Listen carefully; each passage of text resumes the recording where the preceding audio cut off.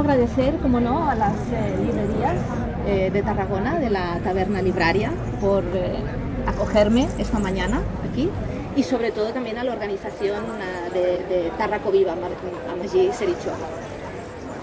Que dure muchos años, esto es fantástico, que dure tantos años y que venga tanta gente, es una de las cosas mejores que se puede hacer por la historia y por el patrimonio.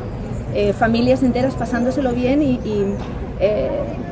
gozando directamente, viviendo la historia. Esto es fantástico. Por lo tanto, estoy encantadísima de estar aquí y presentar esta novela Rubricatus.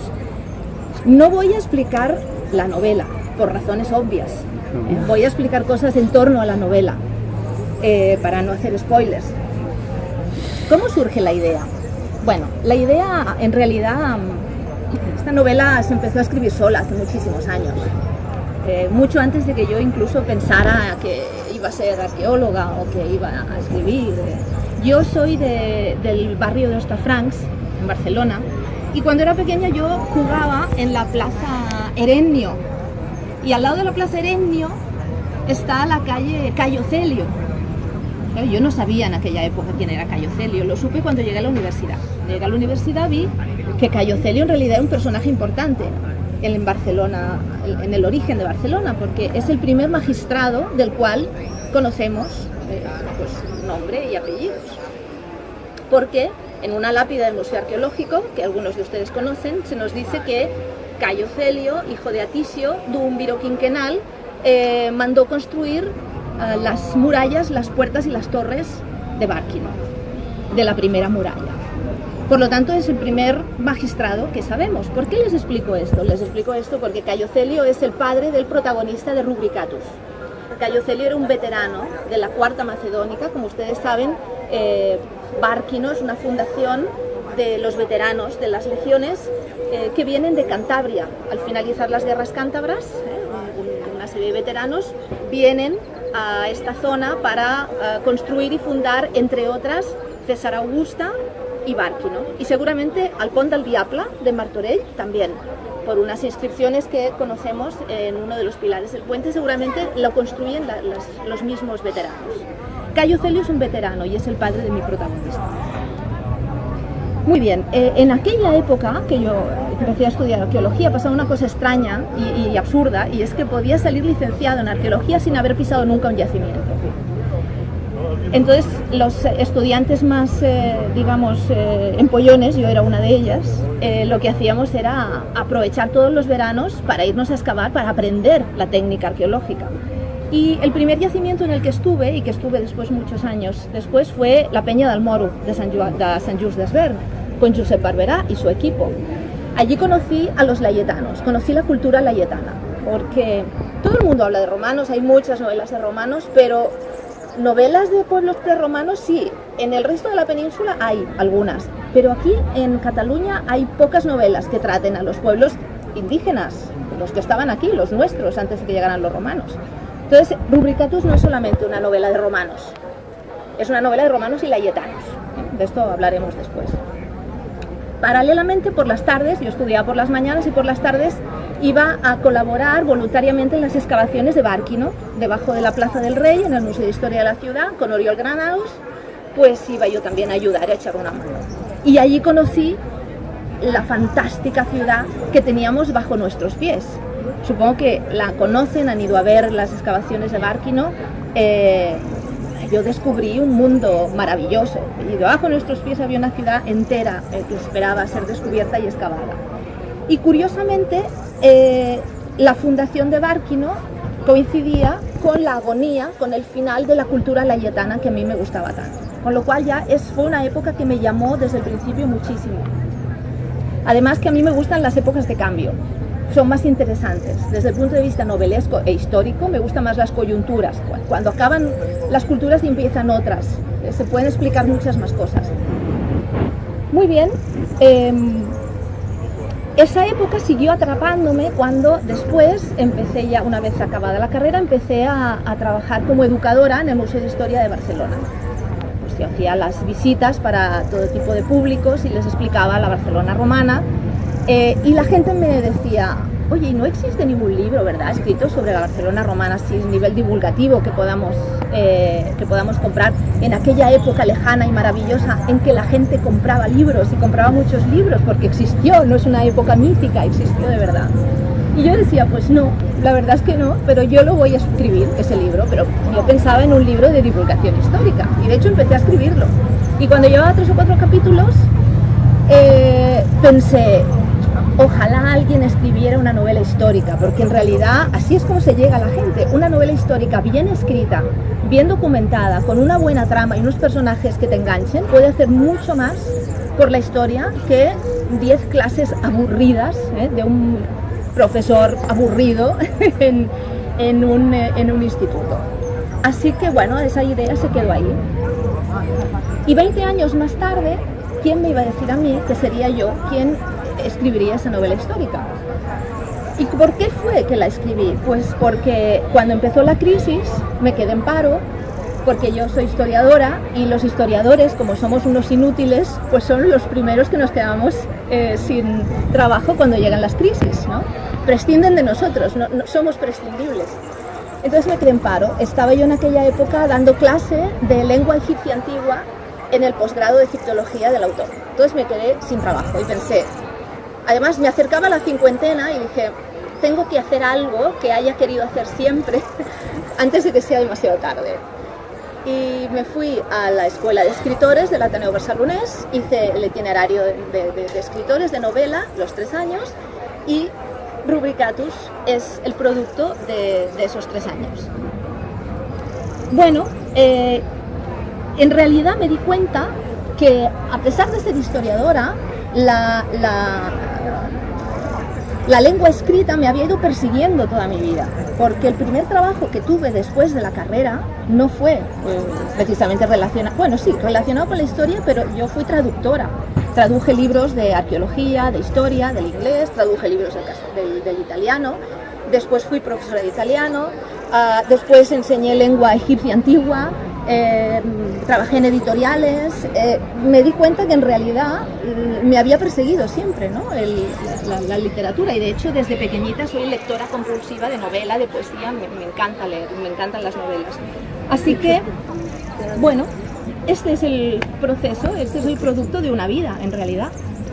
No podía elegir otra historia que no fuera esta, porque una historia con la que yo había estado ligada desde pequeñita, cuando yo jugaba en la calle de Cayo Celio. Bueno, un poquito de la trama les tengo que contar, pero no demasiado, no demasiado. Yo tenía muy claro que tenía que hablar de dos familias, una layetana y una romana. Quería hacer una saga familiar y cómo los acontecimientos históricos iban afectando a esas dos familias, que es la novela histórica clásica. Y también sin saberlo, el protagonista, que es Lucio Celio, que es romano, pero digamos que tiene una simpatía especial por los layetanos, porque él mismo es iniciado como layetano cuando es adolescente, y de hecho los layetanos lo llaman Luc, el nombre layetano de Lucio Celio es Luc.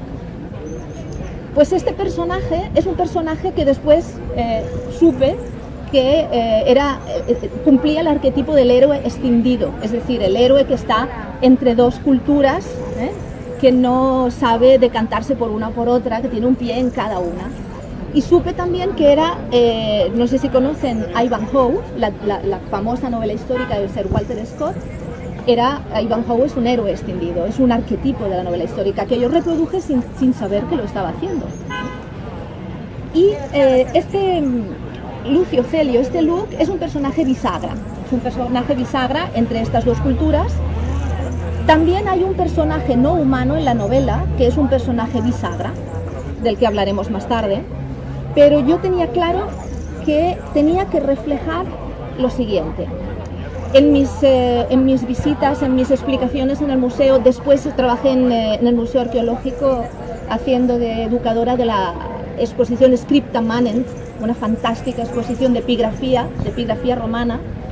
En aquella época no existía la palabra friki, ahora sí, y ahora sé que soy un poco friki, porque me encanta la epigrafía romana, esas cosas tan aburridas, esas lápidas, pues a mí me gusta. Entonces, a partir de ahí me familiaricé con una serie de personajes que yo creía que tenía que darles vida, tenía que ponerles voz, porque eran los primeros barceloneses. Y casi nadie reparaba en ellos. Tú pasas por un museo, ves las lápidas y prácticamente pasas de largo, no te fijas. Esa gente tenía nombres, apellidos, tenía unas vidas, fueron los primeros que hicieron funcionar esta ciudad, aquella ciudad, estamos en Tárraco. Y yo quería dar vida a Fabia Tértula, por ejemplo. Fabia Tértula es la primera mujer barcelonesa de la cual conocemos su profesión. Era la Nutrix. Una Nutrix es una ama de cría. Está enterrada en la plaza de la Villa de Madrid, en Barcelona, al lado de la calle Canuda. Allí tienen ustedes enterrada Fabia Tértula, es personaje de mi novela. O, por ejemplo, Julio Aniceto. Julio Aniceto es un viejo conocido de los arqueólogos del Baix Llobregat que se dedican a ánforas, porque su nombre está estampado en muchas ánforas que salieron de varios lugares del Baix Llobregat. Julio Aniceto es un personaje de mi novela. O alguien con un nombre tan fantástico como Annia Layetana. Annia Layetana, una indígena casada con Mamilio I, un romano. Una indígena casada con un romano, qué fantástico, me pareció tan novelesco. Así que eso quise reflejar, además de qué supuso para una cultura ser engullida, ser prácticamente borrada por otra como la romana. La cultura layetana se desvanece, pero ¿qué pasó con las personas? ¿Qué significa cuando decimos la cultura romana layetana desapareció? Sí, pero ¿cómo? ¿Cómo desapareció? ¿Qué le pasó a la gente? ¿Se fue? ¿Se desvaneció? No, algo tuvo que pasar con la gente. Pues bien, quería reflejar eso. ¿Cómo se integran en las estructuras romanas estos layetanos? ¿Qué pasó con ellos? En esa gran primera globalización que fue la romanización. No olvidemos que la romanización fue una primera globalización que, cuando está establecida, significa que un romano de Judea y un romano de Emérita Augusta y un romano de Lixus y otro que vive pues, en Verulamium, en la Britania, visten igual, comen más o menos cosas parecidas, hablan latín todos. Cuando tienen que elegir un motivo para pintar en la pared de su casa, eligen uno parecido. Es decir, la avalancha cultural y tecnológica de Roma borra todas estas culturas. Pero ¿cómo fue? Si hablamos a la vida cotidiana, eso quería yo trasladar a la novela. Otra cosa que quería trasladar, porque claro, es un poco injusto hablar siempre de Bárquino. Barcelona empieza cuando vienen los romanos y fundan Bárquino, la colonia Bárquino. Bueno, pues no es del todo cierto, es injusto decir eso. Porque la colonia Bárquino, en realidad, la colonia Julia Augusta Faventia Paterna Bárquino, ese Bárquino viene del Bárqueno ibérico. El Bárqueno ibérico era un poblado layetano que estaba en el promontorio de Júpiter, en el Mons Jovis. Mons Jovis, según nos indica Pomponio Mela, el escritor Pomponio Mela, Montjuïc. Y ahora recupero el argumento aquel de el personaje no humano, que es como una especie de bisagra, un jano bifronte para hablar en términos clásicos, porque el Mons Jovis, Montjuïc, en su falda sudoeste tiene el poblado Bárqueno, que es un poblado ibérico, y en su falda y en su parte norte mira hacia Roma y mira hacia la colonia Bárquino. Por lo tanto, sería injusto decir, ¿no? Barcelona como ciudad, jurídicamente hablando, sí que nace con los romanos.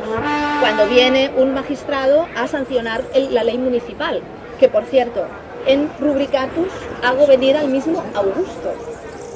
Preside la consagración de la ciudad. ¿Por qué?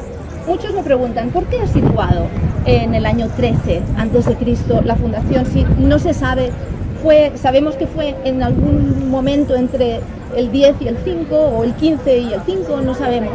Bueno, pues porque Dion Casio nos dice que el emperador Augusto estaba en Hispania o en la Narbonense desde el 16 hasta el 13, y el 13 se va para Roma. Por lo tanto, mi imaginación calenturienta imaginó a la exarreme imperial partiendo del puerto de Tárraco, yendo hacia Roma, pero deteniéndose delante de la costa de Bárquino, para poder el emperador poder estar presente en la consagración de la ciudad. Es el segundo capítulo de la novela, un capítulo muy bonito. Muy bien, entonces yo quería reflejar eso, quería reflejar cómo esa Bárqueno ibérica que tiene un puerto que acaba cegado por los limos del Rubricatus, y ahí empezamos a hablar del título de la novela, desaparece porque se funda la colonia Bárqueno, que en realidad coge el testigo de la ibérica Bárqueno.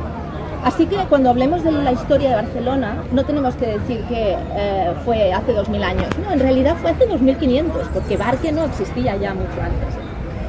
Rubricatus, ¿por qué se llama Rubricatus? Porque la novela no solamente sucede en Bárqueno, sucede en otros lugares, porque el protagonista tiene una vida muy ajetreada, lo veremos en otros lugares del imperio, pero no solamente habla de Bárqueno, habla de todo el Baix Rubricatus. El Rubricatus es el Llobregat, es el río Llobregat, se llama así en época romana porque es un río de aguas enrojecidas. Rubricatus significa enrojecido. Y además es una arteria comercial de primer orden que da nacimiento a la Bárqueno ibérica. La Bárqueno ibérica es un punto estratégico comercial en la desembocadura del Rubricatus. Otro punto importante de la novela es mostrar cómo era de diferente el paisaje en aquella época. La línea de costa ha avanzado muchísimo, el delta del Llobregat no existía, por lo tanto el mar entraba 3 kilómetros hacia el interior, bañaba las costas de Cornellà, el mar llegaba hasta Cornellà, por cierto, otro nombre romano, Cornelianus, el fundus Cornelianus, de un tal señor Cornelio, otro romano, que se estableció por allí. Hemos de pensar que el Llobregat era navegable hasta Adfines, hasta Martorell. Hay un capítulo de la novela que ocurre en el puente de Adfines, en Martorell. De hecho, hace pocos años, Pere Izquierdo excavó un embarcadero al lado del puente de Adfines. Quería reflejar también ese llano de Barcelona, el Pla de Barcelona. Yo, pues ya en la época de la universidad, me imaginaba a los íberos que vivían en el poblado del Turó de la Rovira. En el Turó de la Rovira había un poblado ibérico también muy importante. Me imaginaba a esos íberos viendo como ese gran bosque, los análisis de polen, los análisis palinológicos nos dicen que todo el Pla de Barcelona era un gran bosque de encinas y robles que llegaba prácticamente hasta el mar. Y en el mar había marismas. Actualmente tenemos una estación de metro que se llama La Llacuna, porque los topónimos se fosilizan con el tiempo y podemos saber mucho de la historia de una ciudad a través de los topónimos de las calles. Quería reflejar todo eso. Yo me imaginaba pues, una colonia tan pequeñita como la colonia Bárqueno, tendría entre 2.000 y 3.000 habitantes. Al principio, cuando se fundó, los habitantes escuchando, por ejemplo, la berrea del ciervo, porque estaría llena de ciervos, Collserola, la Sierra Oscura de la novela. O incluso habría osos, se podrían cazar osos. Es decir, un medio ambiente completamente diferente que actualmente es una conurbación de 3 millones de habitantes, contaminada, llena de edificaciones, machacada, pero que muchas personas, cuando cada día hacemos el Leix del Llobregat y vamos a Bárqueno, a trabajar y volvemos a casa, vemos el paisaje de una manera diferente. A mí me gustaría que después de leer Rubricatus, si ustedes van a Barcelona y entran por el Llobregat, ya lo viesen de otra manera. No viesen contaminación, no viesen coches, sino que viesen ese mar, ¿no?, que llegaba tan hacia la costa mucho más interior y esos robles, esas encinas. Si logro eso, que tengan una mirada diferente sobre esa ciudad tan fantástica, porque lo sigue siendo, pero tan machacada también, y que recuerden cómo era. Los autores antiguos nos dicen, Avieno, por ejemplo, nos dice, o San Paciano es uno de los primeros obispos de Bárqueno, del siglo IV, nos dice que era una ciudad preciosa, con mucha agua dulce, estaba recorrida por torrentes de agua dulce, con un puerto que abría sus brazos seguros, nos habla Avieno. Era un lugar, incluso nos dice, para la vejez no faltan lugares de asueto, para la vejez al lado del mar. Era un lugar realmente bonito y lo sigue siendo. Muchas personas me dicen, es una novela de romanos, ¿no? Bueno, No es la típica novela de romanos, no, yo no he querido escribir la típica novela de romanos porque ya para eso hay muchos otros que escriben muy bien también. En todo caso sería una típica novela de romanos y layetanos, pero no es la típica novela de romanos. Si entendemos como novela de romanos aquella donde predomina el elemento militar, el elemento masculino, todos tenemos en mente pues Simon Scarrow, los legionarios Cato y Macro, etc. Bueno, pues no es la típica novela de romanos. ¿Por qué? Primero porque me dicen también, pues hay personajes femeninos muy fuertes, ¿verdad?, en tu novela. Bueno, no lo sé si son fuertes. Lo cierto es que yo estaba un poco harta de leer novelas de romanos donde las mujeres fueran las típicas mujeres estereotipadas y tópicas de la matrona romana, severa, inquebrantable, al lado de su marido, de moral intachable, o bien la prostituta que por la noche va a solazar a los gladiadores, o la tabernera mal hablada. Bueno. Yo quería personajes femeninos que participasen de la acción narrativa con personalidad. Porque a mí no me gusta cuando hay unos escritores que dicen no, las mujeres en época antigua no son novelescas, porque como estaban metidas en la cocina y no salían de casa y tal. Pero vamos a ver. Entonces las novelas de Jane Austen, las novelas de las hermanas Brontë no valen nada. O, por ejemplo, nosotros sabemos que en época de nuestras abuelas o bisabuelas también la mujer estaba subordinada al marido jurídicamente, pero ¿quién no ha conocido mujeres fuertes y mujeres con personalidad? Yo tenía una bisabuela, vamos, que tenía un genio tremendo y hizo muchas cosas interesantes. Así que las mujeres no es que sean fuertes, sí, son fuertes.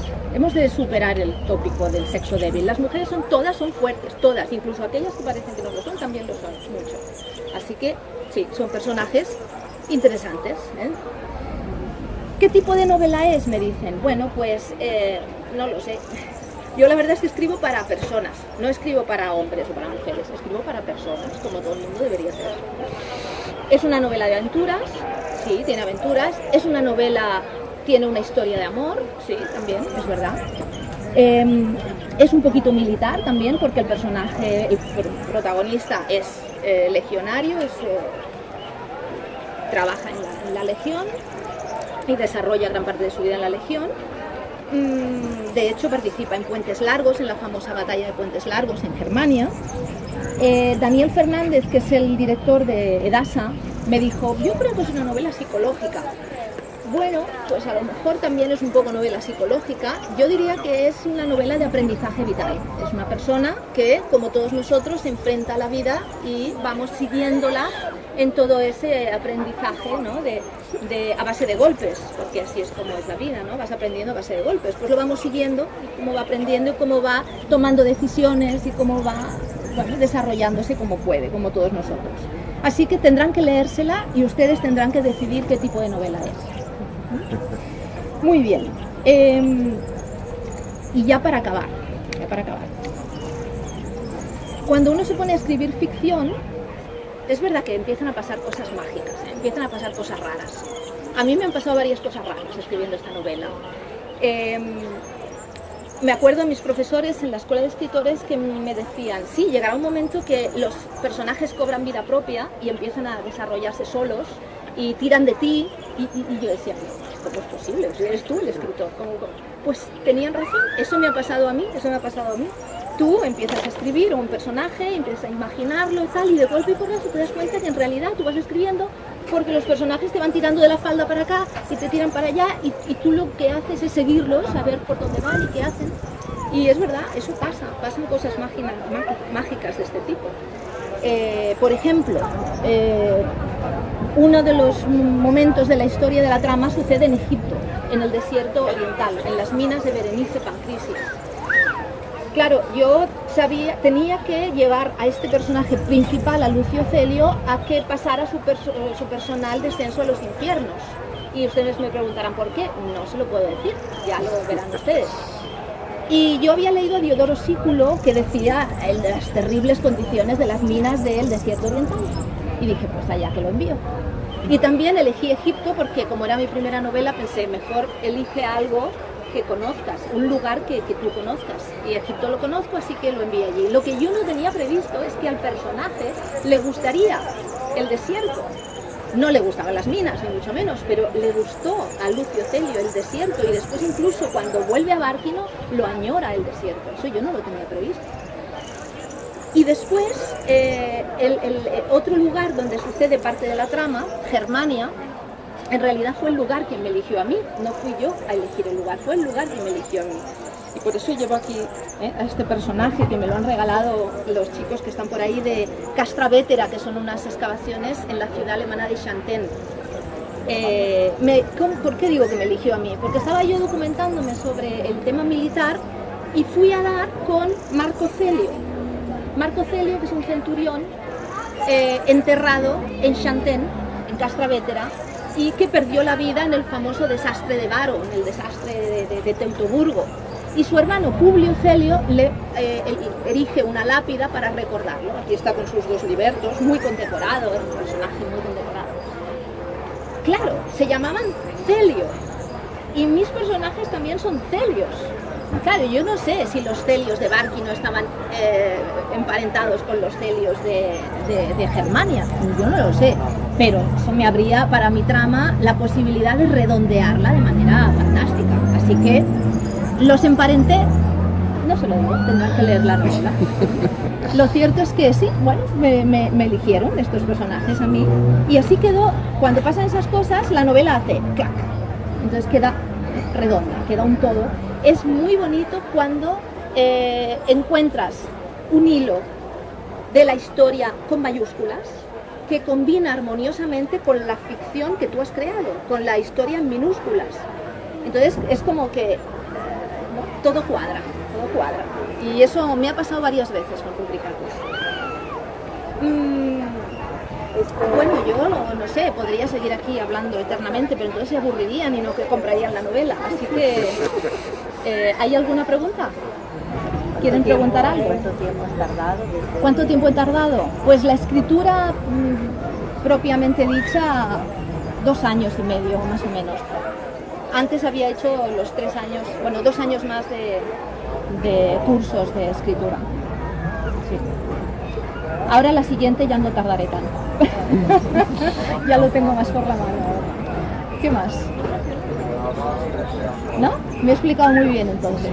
Muy bien, pues nada, ya, díganme. Me interesaría, porque yo también soy escritor, también Sí. de alguna manera, el proceso un poco de cómo trabajas la documentación y luego lo pasas a ficción, un poco que es... Bueno, claro, documentación tienes la que tienes. Sí, Y después tú tienes que rellenar todo lo demás. El hecho de ser historiadora me lo ha puesto fácil porque sé dónde ir a buscar la documentación. O sea, yo trabajo en las bibliotecas universitarias. No trabajo por internet viendo a ver qué hay, a ver qué busco. No, voy a ver lo que hay de verdad y bien documentado. Últimamente, no quiero hablar mucho de esto, pero últimamente se publican cosas en novela histórica que, madre mía, yo reivindico la novela histórica escrita por historiadores y bien hecha, bien documentada, y además me gustan aquellas novelas históricas en que al final de la novela el historiador o el escritor o quien sea me dice qué es lo que está documentado y qué es lo que se ha inventado, para que no haya lugar a dudas, porque si no, uno empieza por ahí a ver cosas raras por internet diciendo que, pues se pasó esto. ¿Esto es mentira? O sea, la gente acaba creyéndose como historia verdadera cosas que ha leído en una novela histórica, cuando en realidad no es verdad, y entonces ahí sí que la liamos. Ahí sí que la liamos. Así que está muy bien hacer novela histórica, pero hagámosla bien, hagámosla. Yo no soy historiador, pero por ejemplo hay algunos periodos de la historia que me interesa especialmente. Yo no hago literatura de tipo histórico, hago más bien fantasía, ciencia ficción, o bueno, más bien steampunk estoy haciendo, siglo XIX, pero me molesto en documentos, aunque hago normalmente en un ambientado en mundos paralelos, trabajo el tema histórico, me lo intento documentar, pero me refería, entrando más en el tema de historia, a mí, por ejemplo, el periodo vikingo me apasiona. De hecho, sin ser historiador, he hecho charlas, me han invitado a hacer charlas en un congreso de historia para hablar de un tema, porque digamos que soy historiador amateur de Muy bien, ¿vale? sí, sí. En alguna manera, soy filólogo, yo lo que soy filólogo, entonces también el tema del idioma lo trabajo mucho, el tema del lenguaje. Entonces te das cuenta, a veces lees novelas sobre celtas, un poco, no tan bien, pero lo conozco, y empiezan a hablarte de cosas que luego tú has leído historia y dicen cosas que... Tú mismo te das cuenta que no. Yo digo, yo Sí. y no soy historiador, Sí. pero por ejemplo, a ver, yo sí me gusta la historia de forma y te das cuenta de que no cuadra las fuentes históricas con por ejemplo, lo bueno que tiene la literatura, el tema vikingo, es que los mismos escandinavos escribieron su propia historia 100 años después. Y aunque Claro, cuando tienes documentación de la Sí. época, es fantástico, claro. Ahora, cuando no hay, pues ahí tienes que tirar un poco de fantasía. Déjame, por ejemplo, explicarte, claro, lo de los layetanos no se sabe nada. Claro. Solamente tenemos menciones y Sí. ya está, pero no sabemos cómo vivían, cómo era su vida. Entonces, claro, ¿cómo me lo he inventado? Pues sí, me lo he inventado, pero hombre, inventemos con propiedad. Por ejemplo, los celtas, que es una sociedad del mismo tiempo, sí que sabemos muchas cosas sobre los celtas. Bueno, ahí puedes coger ideas. Sí, claro. También estuve mirando en el folclore, la etnografía catalana. Sí. Hay muchas fiestas que se ve claramente que es de origen pagano, precristiano. Ahí también te puedes basar mucho. Y en el tema hay un ritual layetano descrito en uno de los capítulos que tiene lugar en el Puro de la Rubira, la noche de Cernunnos. ¿Cómo se me ocurrió la idea? Bueno, pues leyendo a San Paciano, el obispo, uno de los primeros obispos de Bárquino, San Paciano, tiene una obra que se llama Cérvulus, es decir, ciervo. Y allí nos dice que estaba harto de los cristianos de Bárquino que no abandonaban las costumbres paganas. ¿Qué costumbres eran esas? Pues que se vestían de animales, se vestían con pieles de animales y bueno, pues allí vas teniendo pinceladas que te pueden ayudar a imaginar con criterio. Porque claro, si te pones a imaginar al tuntún, pues entonces no es novela histórica, es ciencia ficción. Por ejemplo, a mí me interesa muchas veces lo que metodología de antropología, yo no he trabajado más con el tema de Escandinavia, de que normalmente comparan con otras diferentes culturas, puedes reconstruir con los datos que tienes históricos más lo que tú ves que es semejante, puedes hacer una... Es muy buena fuente. Sí. La antropología, la etnografía creo que no está suficientemente explotada por parte de los novelistas históricos y es muy buena fuente. ¿Algo más? Perfecte, ha sido una presentació perfecta. Muy bien. Molt agradable. Jo me n'he Ha fet tothom té ganes de comprar el llibre i que ja ho sabeu. Si voleu saber la història, aquí tenim el llibre, l'autora i endavant. Gràcies. Moltes gràcies.